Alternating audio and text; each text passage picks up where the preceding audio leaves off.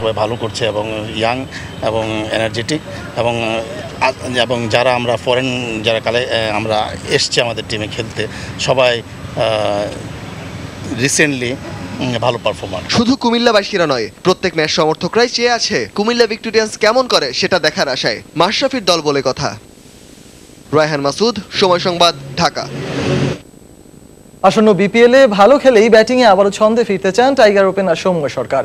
জাতীয় দলের হয়ে অনেকদিন ধরেই জ্বলে উঠতে পারছেন না সৌম্য, তাই রানে ফিরতে বিপিএল কি আদর্শ মঞ্চ ভাবছেন রংপুর রাইডার্সের এই ব্যাটসম্যান। সেই সঙ্গে তার প্রত্যাশা বিপিএল এর চতুর্থ আসর হবে খুবই জমজমাট। টার্গেট তো সবসময় ভালো খেলার জন্যই থাকে, নিজের সৌম্যকে আবার চেনার জন্য। হ্যাঁ, 2015 সালে ব্যাট হাতে ছড়ি ঘোরানো ছেলেটির কণ্ঠেই এখন নিজেকে খুঁজে পাবার আপ্রাণ চেষ্টা, উইকেটে থিতু না হতে পারার অস্থিরতা। এবছর 19টি আন্তর্জাতিক ম্যাচে মাত্র 15.05 গড়ে তার রান 286। সবশেষ আফগানিস্তানের বিপক্ষে 3 ওয়ানডেতে 31 আর ইংল্যান্ড একাদশের বিপক্ষে 3টি প্রস্তুতি ম্যাচে 44 রান। কিন্তু আসন্ন বিপিএলেই আবারও স্বরূপে ফিরতে প্রতিশ্রুত এই টাইগার ব্যাটসম্যান। এখানে পারফর্ম করলে অনেকের জন্য অনেক ভালো হয়, আবার অনেকে এখান থেকে পিছিয়ে যেতে পারে। সো এটা বিপিএলটা সিরিয়াস নেওয়াটাই আমার কাছে মনে হয় ভালো। যখন ডোমেস্টিক খেলি সব ডোমেস্টিকের প্লেয়াররা খেলে, কিন্তু এখানে সবাই বাইরের বোলার বা বাইরের ব্যাটসম্যান সব কিছুই খেলে। আমার কাছে মনে হয় পাওয়ার জিনিসটাই বেশি আছে। 2014 সালে জিম্বাবুয়ের বিপক্ষে অভিষেক হলেও সৌম্যর উত্থানটা মূলত বাংলাদেশ পাকিস্তান সিরিজেই। সেই সিরিজে অপরাজিত 127 রানের একটি ইনিংসে নিজের আগমনী বার্তা দিয়ে রেখেছিলেন তিনি। দক্ষিণ আফ্রিকার বিপক্ষে সিরিজেও 3 ওয়ানডেতে 102.50 গড়ে 205 রান করেছিলেন সৌম্য। তবে এরপর থেকেই যেন ভিন্ন চিত্র, রানের খাতার দৈন্যদশা কাটিয়ে উঠতে পারছেন না সৌম্য সরকার। রান পাননি 2015-র বিপিএলেও। রংপুর রাইডার্সের হয়ে সেবার 12 ম্যাচে করেন 177 রান, গড় মাত্র 16.09, সর্বোচ্চ 58। তার দল রংপুর রাইডার্স আগেরবার শিরোপা জিততে না পারলেও এবারের ব্যক্তিগত ও দলীয় পারফরমেন্স নিয়ে আশায় বুক বাঁধছেন সৌম্য। পাকিস্তানে 2টা প্লেয়ার ছিল, শারজিল ছিল, তারপর বাবর আজম ছিল, টেস্টের চান্স পেয়ে গেছে।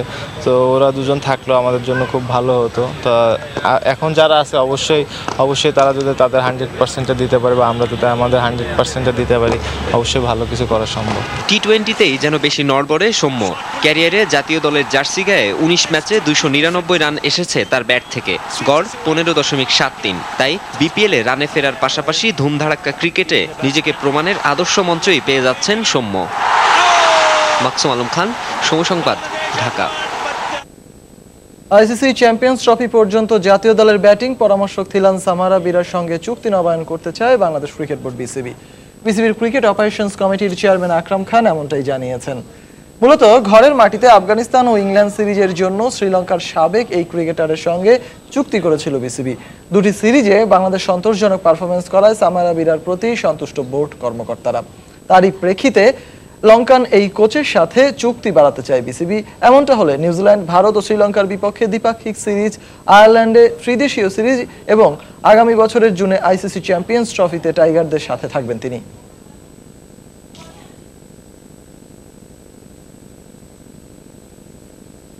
দেখছেন খেলার সময়।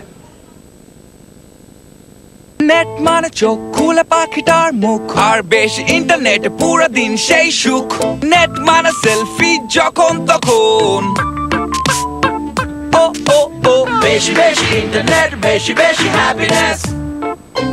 নেট মানে ওয়েটিং, স্কোর ব্রাউজিং, আর বেশি নেটে পুরো ম্যাচ ওয়াচিং। আর বেশি ইন্টারনেট মানে এয়ারটেল ইন্টারনেট। দেশের সেরা ইন্টারনেট প্যাকের জন্য dial *121 *999#। Airtel, the smartphone network. Pakistan West Indies test সিরিজের খবর। সিরিজের শেষ টেস্টের তৃতীয় দিন শেষে পাকিস্তান এগিয়ে আছে 31 রানে। দ্বিতীয় ইনিংসে তাদের সংগ্রহ 4 উইকেটে 87 রান। এর আগে ক্রেইগ ব্রাথওয়েটের অপরাজিত সেঞ্চুরিতে প্রথম ইনিংসে ওয়েস্ট ইন্ডিজের সংগ্রহ দাঁড়ায় 337 রান। ব্রাথওয়েট অপরাজিত থাকেন 142 রানে। আগের দিনের 6 উইকেটে 244 রান নিয়ে ওয়েস্ট ইন্ডিজের হয়ে এদিন শুরু করেন ব্রাথওয়েট ও জেসন হোল্ডার। তবে ক্রিজে এদিন বেশিক্ষণ টিকে থাকতে পারেননি হোল্ডার। দলীয় 263 রানে হোল্ডার ফিরে যাওয়ার পর বিশুকে নিয়ে এগোতে থাকেন ব্রাথওয়েট।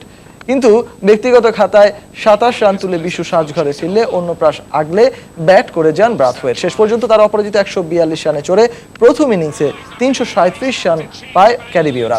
জবাবে দ্বিতীয় ইনিংসে পাকিস্তানের হয়ে সূচনা করেন সামি আসলাম ও আজহার আলী। দলীয় 37 রানে সামি প্যাভিলিয়নে ফিরে গেলেও অন্য পাশে ব্যাট করে যান আজহার। এরপর ক্যারিয়ারে বোলারদের দাপটে চলে আসাদ, ইউনুস আর মিসবাদের আসা যাওয়ার খেলা। দিন শেষে আজহারের অপরাজিত 45 ও সরফরাজের অপরাজিত 19 রানে ভর করে 4 উইকেটে 87 রানের স্কোর পায় পাকিস্তান। জিম্বাবুয়ে শ্রীলঙ্কা টেস্ট সিরিজের খবর। 2 ম্যাচ সিরিজের প্রথম টেস্টের চতুর্থ দিন শেষে 411 রানের লিড পেয়েছে শ্রীলঙ্কা। দ্বিতীয় ইনিংসে তাদের সংগ্রহ 6 উইকেটে 247 রান। বৃষ্টির কারণে নির্ধারিত সময়ের বেশ আগেই শেষ হয় চতুর্থ দিনের খেলা। হারারে স্পোর্টস ক্লাব মাঠে চতুর্থ দিনে শ্রীলঙ্কার শুরুটা ভালো হয়নি। আগের দিনের স্কোরের সাথে 12 রান যোগ করে দলীয় 17 রানে প্রথম উইকেট হারায় লঙ্কানরা। করুণারত্নে ও কুশল পেরেরার দ্বিতীয় উইকেট জুটি থেকে আসে 55 রান। এরপর দ্রুত কিছু উইকেট হারালে শ্রীলঙ্কার স্কোর